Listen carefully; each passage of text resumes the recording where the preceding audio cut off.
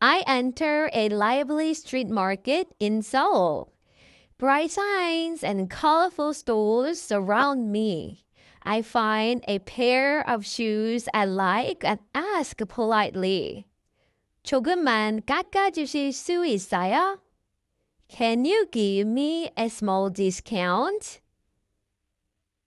The seller explains, but I try again. 가장 싸게 해주실 수 있어요? Can you give it to me at the cheapest price? I wonder if cash helps. 현금으로 하면 할인돼요? Is there a discount for cash? Or maybe buying two. 두 개 사면 할인돼요? Is there a discount if I buy two? I check for special deals.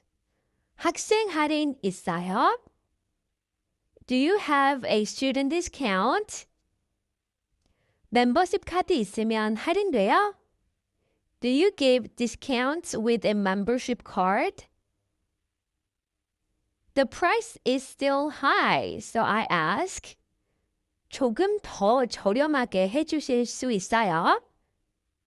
Can you make it a little cheaper? I compare with another shop. 다른 가게보다 조금 비싸요. 깎아주세요.